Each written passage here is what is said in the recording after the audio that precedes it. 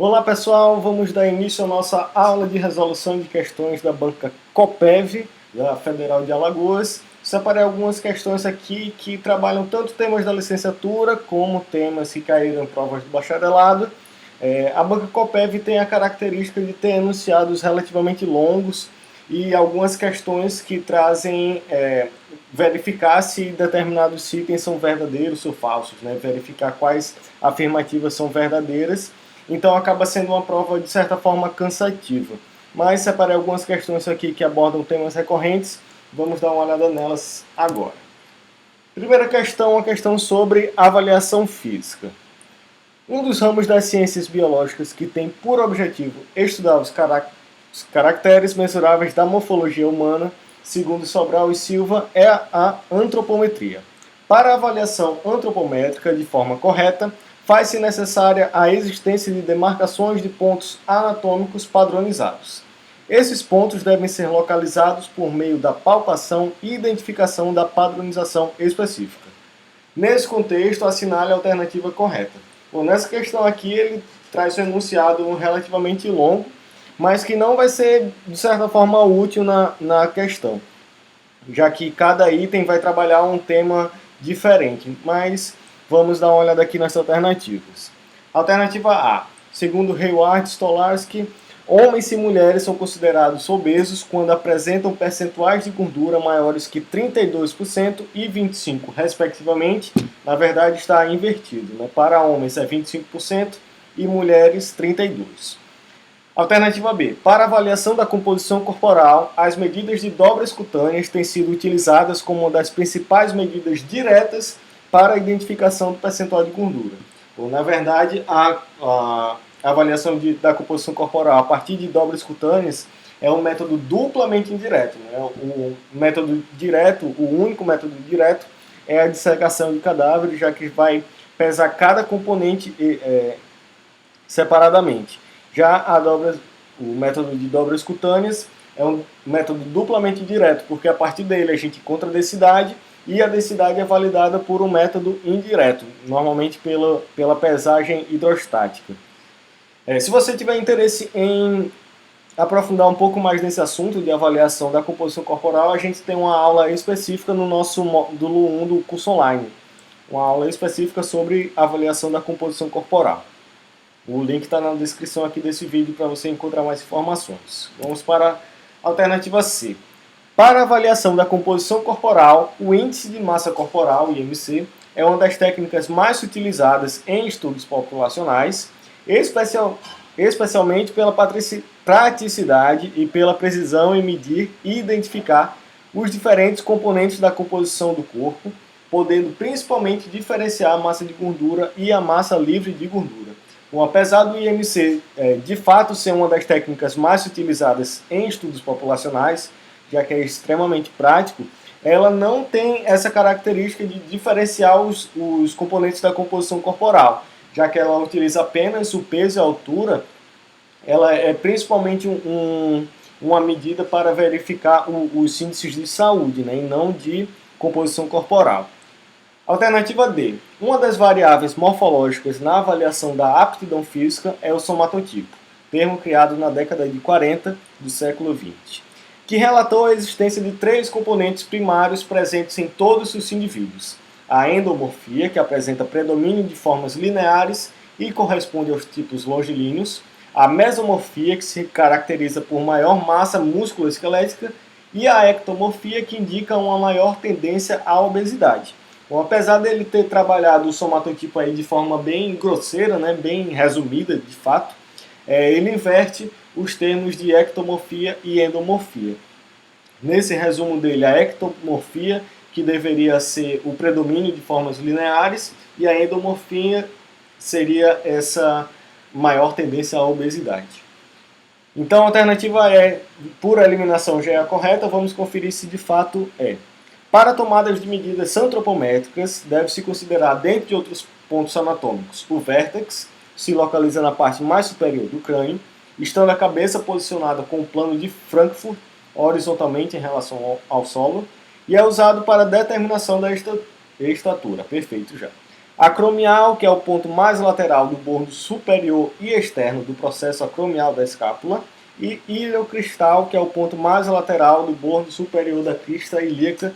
Perfeita, alternativa E é a correta dessa primeira questão.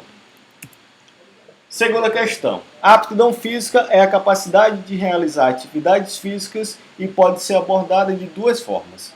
A aptidão física relacionada ao desempenho motor, que inclui componentes necessários para um desempenho máximo no trabalho ou nos esportes, e a aptidão física relacionada à saúde, que inclui características que possibilitam, quando trabalhadas em níveis adequados, mais energia para o trabalho, lazer, proporcionando paralelamente menor risco de desenvolvimento de doenças ou condições crônico-degenerativas associadas a baixos níveis de atividade física habitual. Dadas essas afirmativas, bom, esse é um tema que a gente também trabalha no nosso curso online, mas é um tema que em vídeos de resolução de questões eu sempre gosto de trazer para mostrar que de fato é um tema que praticamente todas as bancas do país cobram, independente se vai ser prova de licenciatura, de bacharelado, normalmente a gente vai encontrar questões sobre aptidão física relacionada à saúde em seleções e concursos de educação física. Vamos lá, primeira alternativa. A força muscular, a composição corporal, a flexibilidade, a resistência muscular e a resistência cardiovascular são variáveis da aptidão física relacionadas com a saúde. Perfeito. Já a potência muscular, a agilidade, o equilíbrio, o tempo de reação, coordenação motora e a sinestesia são variáveis mais intimamente relacionadas ao desempenho motor. Perfeito, alternativa 1 já é, afirmativa 1 é correta.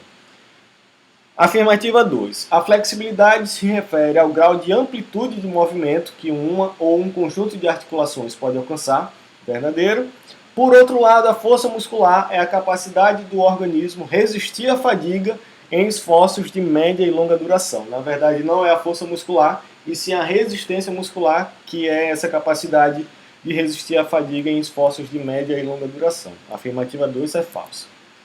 Afirmativa 3. Em indivíduos idosos, algumas variáveis destacam-se e a flexibilidade parece ser a variável mais importante, sobressaindo-se e sendo até mais importante que a força muscular e a resistência cardiovascular. Na verdade, não. A força muscular e a resistência cardiovascular acabam sendo mais importantes para o público idoso do que a flexibilidade, principalmente em relação ao risco de quedas, né, que é uma característica muito grande, muito frequente nesse público.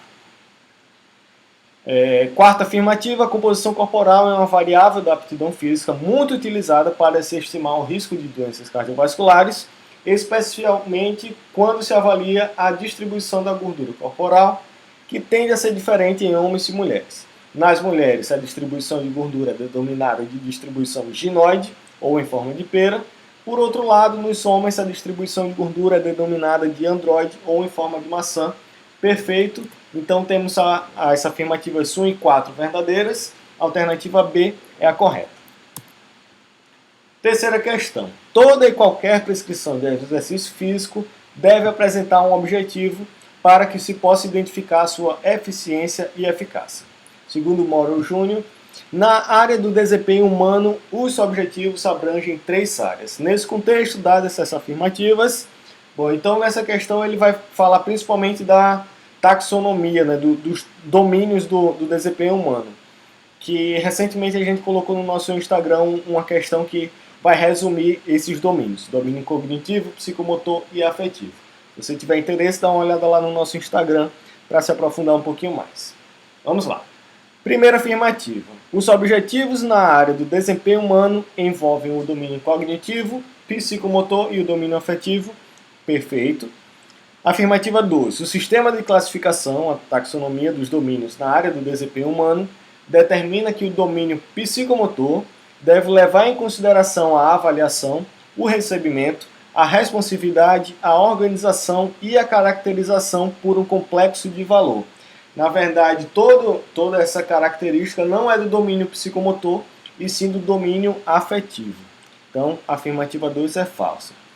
Afirmativa 3, uma das subdivisões da taxonomia do domínio psicomotor sugere que para a identificação dessas habilidades físicas deve-se pensar em algumas variáveis, como, por exemplo, resistência, força, flexibilidade e agilidade. Verdadeiro, de fato, são características do domínio psicomotor. Então, afirmativas 1 e 3 são verdadeiras, a alternativa C é a correta. Quarta questão, uma questão sobre tipos de fibras. A gente trabalhou isso esse tema, se eu não me engano, no nosso e-book volume 1. Vamos dar uma olhada aqui. Ao prescrever exercícios físicos, faz-se necessário o conhecimento das características de cada um dos tipos de fibras musculares para que a intervenção seja eficiente, especialmente no que se refere à melhora do desempenho. Em relação às características dos tipos de fibras, tipo 1 e tipo 2, assinale a alternativa correta. Alternativa A. Então, relembrando rapidamente, na fibra do tipo 1 é a fibra de contração lenta, né? Ela normalmente é a fibra vermelha, ela tem a característica mais oxidativa, enquanto na fibra do tipo 2, ela é conhecida como fibra de contração rápida, são as fibras brancas, e ela tem uma característica mais glicolítica, né? Com alta atividade da ATPase. Vamos ver aqui as alternativas.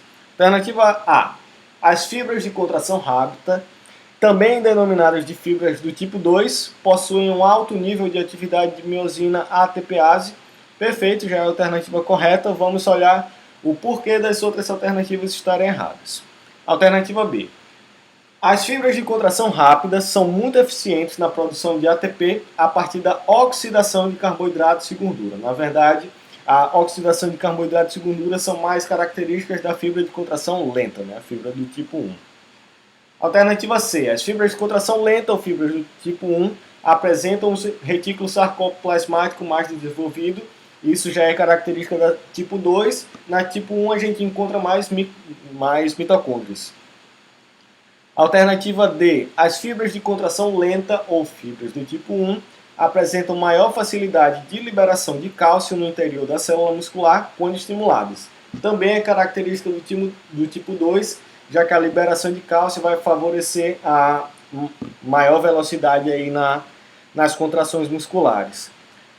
Alternativa E, as fibras de contração rápida ou fibras do tipo 2 são predominantes nos músculos das pernas de corredores de longa distância. Na verdade, os corredores de longa distância têm predominância de fibras do tipo 1, já que são provas muito mais oxidativas, né? Já demoram muito mais tempo. Então a alternativa A, de fato, é a correta dessa quarta questão. Quinta e última questão. A educação para a cidadania trouxe consigo a exigência de uma prática educacional voltada para a compreensão da realidade social e dos direitos e responsabilidades em relação à vida pessoal, coletiva e ambiental, conforme apontam os parâmetros curriculares nacionais. Sob esta perspectiva, a inclusão de questões sociais no currículo escolar não foi uma preocupação inédita e configura o que se chamam temas transversais, sob a justificativa de que, com eles, o currículo ganha em flexibilidade e abertura, uma vez que os temas podem ser priorizados e contextualizados de acordo com as diferentes realidades locais e regionais, e outros temas podem ser incluídos. O conjunto de temas proposto nos parâmetros curriculares nacionais foi, então, apesar desse longo enunciado, ele quer saber exatamente quais são os temas transversais expostos nos PCNs. Então, no nosso módulo 2 do curso online, que a gente vai lançar ainda nesse primeiro semestre de 2020, a gente vai trazer uma aula específica sobre PCN, sobre temas recorrentes em PCN. Então, fica ligado que brevemente a gente vai estar lançando o módulo 2 do nosso curso. Mas quando a gente fala em temas transversais dos parâmetros curriculares nacionais, são 6. Ética, meio ambiente, pluralidade cultural, saúde, orientação sexual e trabalho e consumo. Então são esses 6 temas transversais presentes no PCN. Vamos ver quais deles estão aqui nas alternativas. Alternativa A, ética, meio ambiente, sim. Tecnologias da informação não é um tema transversal do PCN. Saúde e orientação sexual, sim. Alternativa B, tá? Todos estão aqui como alternativa A, mas vamos lá, vamos para frente. Alternativa B, ética, meio ambiente, pluralidade cultural, saúde e orientação sexual já é a alternativa verdadeira. Na alternativa C, A arte e educação não é um tema transversal. Na alternativa D, livro didático não, de fato não é um tema transversal. E na alternativa E, a religiosidade não é um tema transversal. Então, alternativa C, alternativa B, na verdade, é a correta. Ética, meio ambiente, pluralidade cultural, saúde e orientação sexual. E também, o que não está na alternativa, mas também é um tema transversal, é o trabalho e consumo. Então, com isso, finalizamos essa nossa breve aula com resolução de questões da banca Coppev. Se você tiver interesse em mais materiais como esse, segue a gente lá no nosso Instagram, @concurso Física. A gente sempre posta questões comentadas, alguns resumos. Aqui no nosso YouTube, se puder se inscrever, ajuda bastante no nosso trabalho. Toda segunda-feira a gente posta um vídeo ou de resolução de questões ou de teoria sobre algum tema recorrente. Se quiser entrar em contato com a gente, pode ser pelo nosso e-mail conc.edfisica@gmail.com. E aqui no link da descrição desse vídeo, você pode acessar, verificar mais informações e consegue adquirir os nossos materiais de preparação específica para concurso de educação física. Tanto os nossos e-books, como o nosso curso online com videoaulas, materiais de apoio, questões extras, enfim. Então é isso, muito obrigado e até a próxima.